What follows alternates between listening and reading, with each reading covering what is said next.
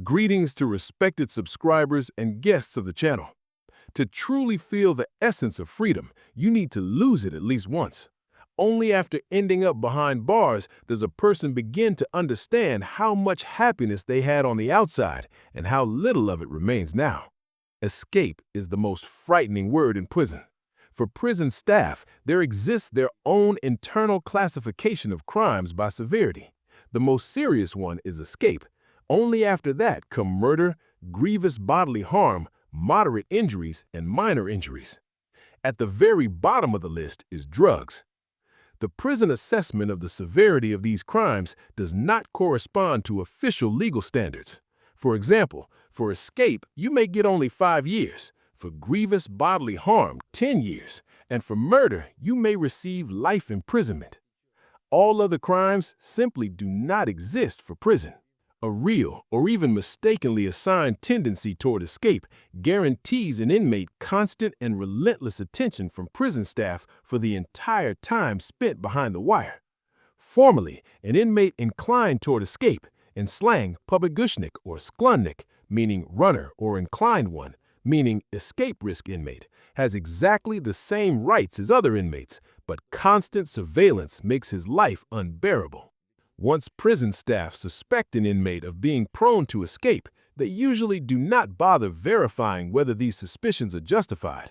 They follow the principle, better to overwatch than to miss something. A tendency toward escape manifests itself in several forms. First are the so-called escape moods.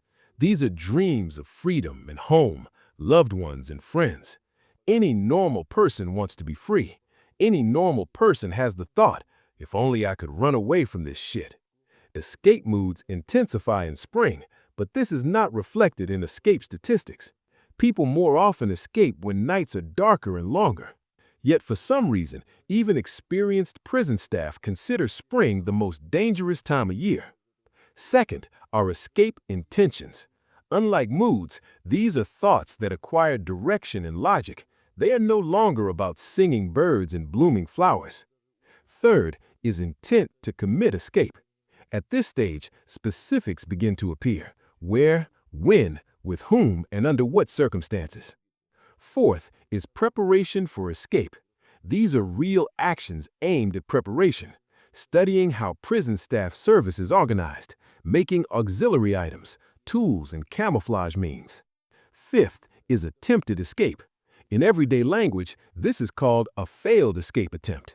Actions directly aimed at carrying out the criminal intent: digging a tunnel, overcoming security perimeters, seizing a vehicle. Sixth is the escape itself. What is it? Obviously, it's when your feet are already walking in freedom. Out of all 6 stages, only the last 2 are punishable under criminal law. Under disciplinary rules, only the 4th is punishable.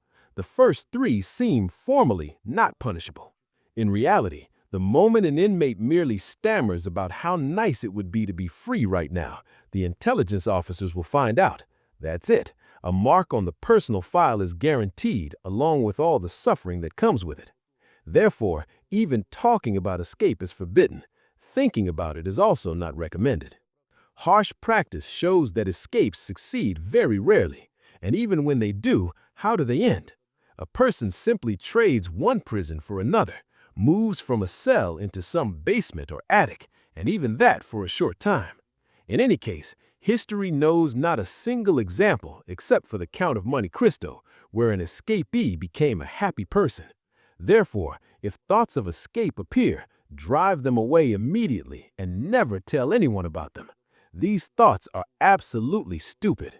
In times of flourishing corruption, only a complete idiot or a ragamuffin would try to leave prison by climbing over the fence. This was the channel The Prison Code, Russia.